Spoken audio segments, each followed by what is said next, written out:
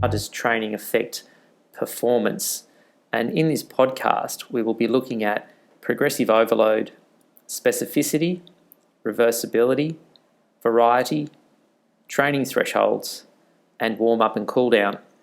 As you watch this video, you need to consider how these principles of training can be applied to both aerobic and resistance training. Progressive overload. Before gains in fitness can occur, it is necessary to undertake a training load which is greater than what the body is normally used to. Whenever the body is exposed to training which causes feelings of fatigue or strain, the body adjusts its physiological capacities in order to cope. The training process involves the gradual adaptations of these capacities to repeated and progressively higher workloads as the athlete gets fitter.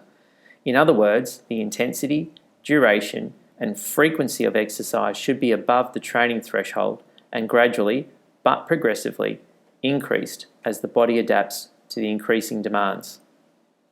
The cells in the body work hard to maintain homeostasis, which is the tendency of the body to maintain its internal environment at normal levels, in other words, at rest. When the body is overloaded, two responses occur: a repair response and an adaptation response. The adaptation response ensures your body adapts to the intensity and duration of the activity and to better respond next time, in addition to minimizing damage and increasing exercise time. That is, increasing the time it takes before you become fatigued. This is called the recovery adaptation response to training. When planning for progressive overload, there are some points that you need to consider, and these include: firstly, alternate hard and easy training sessions. There is a level of fitness which cannot be improved upon. Once this load is achieved, further overloading will cause harm to the athlete. The fitness components being developed should be used in a sport-specific situation. There is no point in developing the quality of a component that is not greatly used. Training should commence slowly and progress gradually. Do not increase the intensity, the frequency, or the duration of training suddenly, particularly after a period during which the training load has been reduced. 24 to 48 hours of recovery should be allowed between hard training sessions. Athletes should be getting a minimum of 8 hours sleep daily. Increase one training component at a time, that is the intensity, the duration, or the frequency, so as not to overload the body. A runner would only increase the distance that they cover at 10% per week, but would not increase the intensity or frequency at the same time. And finally, too little overload will cause training gains to be lost. Overloading the athlete's capacity to the point where the body does not adjust or adapt to the new progression leads to overtraining. A coach or a trainer can identify overtraining by looking out for the following symptoms, and these include mood changes or mood swings, mental fatigue, tension, irritability, depression or disinterest deterioration in performance, joint and muscle soreness, which is chronic and stiff, increased submaximal heart rate, decreased appetite and weight loss, and increased susceptibility to illness. Specificity. Maximum benefits of a training program can only be obtained when it replicates or mirrors the movements and energy systems used in actual competition. It has been recommended that it is better to select portions of the race distance or selected parts of intensive game situations and repeat them in training to allow the athlete to be subjected to a higher quality and quantity of training. The type of exercise being used in training should be specific to the task requirements, that is, the movement specific to the sport or the task, the energy systems required in the performance, that is, the metabolic specificity, the muscle groups required in the performance, the recruitment of fast twitch or slow twitch muscle fibers, and the components of fitness involved in the task, such as speed, agility, and flexibility. There is a place for cross-training in programs because it helps with motivation, maintaining an aerobic base, especially during the off-season, avoiding or recovering from injury by reducing the problem of overuse, and assisting with muscular balance. Remember, swimming isn't cycling, and cross-training should supplement, not replace specific training. Reversibility. If training stops, the body returns to its initial level of fitness. These can include bed rest due to illness, limited movement due to injury, detraining between competitive seasons, and changes in the training load throughout the season.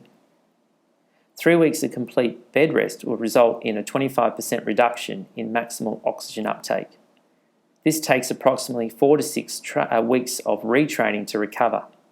Runners have recorded significant decreases in endurance performance after 15 days of detraining, and these decreases were not recovered in the next period of retraining. 5 months of endurance conditioning can be completely lost in 6 to 8 weeks of rest. During periods of inactivity due to injury, other modes of exercise can be used to maintain fitness. For example, a footballer with a sprained ankle may not be able to run but can swim or cycle. During a break between seasons, an athlete should remain active in other sports. In early season training, in the preparatory phase, the bulk of training is aimed at increasing cardiorespiratory fitness. During the competitive phase, before actual competition, the emphasis changes from endurance to skill and technical training. Detraining may occur if endurance work is not included as part of the program. Variety.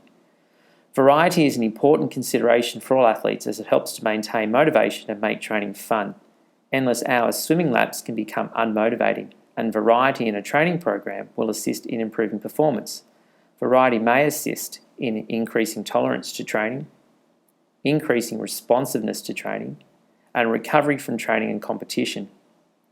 Training programs should take into account individual athletes' training needs, injuries, fitness levels, interests, and current skill levels. Variety can be introduced through a variety of means. For example, using warm-ups in similar sports, for example, netball or touch football, or group or paired training sessions for a change in routine. Training thresholds. A threshold is the minimum amount of exercise intensity required to produce movements in any aspect of physical fitness.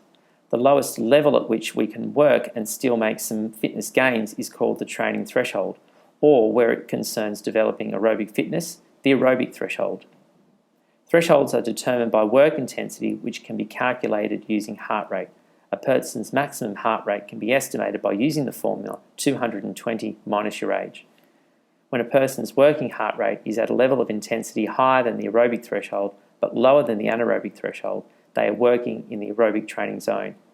Exercise here is referred to as steady state exercise.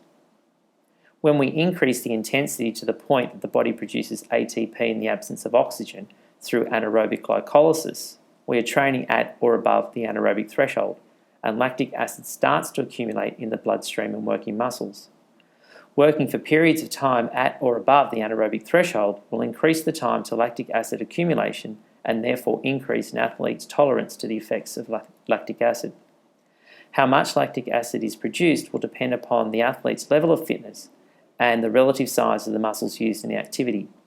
Some of the lactic acid that accumulates will diffuse into the bloodstream and will be used for fuel by other muscles or the heart. The increasing acidity in the blood is buffered by bicarbonate, and the results in the production of carbon dioxide and water. The resultant increase in carbon dioxide production stimulates an increase in pulmonary ventilation, that is, breathing starts to increase. The point at which lactic acid accumulates is a point of conjecture amongst researchers. Our blood samples are representative of local changes in blood acidity and not of overall increases in blood lactate considerations or concentrations. Warm-up and cool-down. Warm-up increases blood flow to working muscles, therefore an increase in oxygen supply to muscles. It is also responsible for an increase in body temperature and results in increases to heart and respiratory rates, allowing for more oxygen to be used much sooner in the production of ATP. Warm-up also increases the elasticity of muscles, tendons and ligaments, enabling them to contract and relax more quickly. There is also an increased speed and force of contraction of the muscle. This reduces the risk of injury. A psychological component is also important, which allows the athletes to turn on, and proprioceptive activities allow athletes to move, catch, kick, etc. in sport-specific ways. The warm-up should include a general warm-up, which is aerobic in nature, and its aim is to increase heart rate and should involve a progressive increase in intensity, stretching of all the major muscle groups, followed by specific muscle groups for that sport. Stretching is usually static, that is, not bouncy or explosive or ballistic, and should include some specific warm-up, which involves practicing performance-like activities that increase heart rate and use muscles specific to the sport. It should also involve skills used in the sport to activate motor neurons, and these are referred to as proprioceptive skills. The cool-down. The cool-down is essentially the same as the warm-up, but in reverse. The aim of the cool-down is to reduce heart rate and to avoid blood pooling in the muscles and aid in venous return to the heart. In other words, returning oxygenated blood to the heart, which flushes out a lot of the waste products, including lactic acid. The cool-down should aim to increase the rate of lactic acid removal and resynthesis. An active cool-down, for example, will help in the resynthesis of lactic acid back into pyruvic acid, which can then be used in the Krebs cycle to produce more ATP.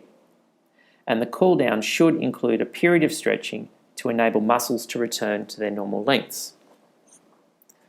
As a result of listening to this podcast, you should be able to analyse how the principles of training can be applied to both aerobic and resistance training. Thank you for listening to this podcast.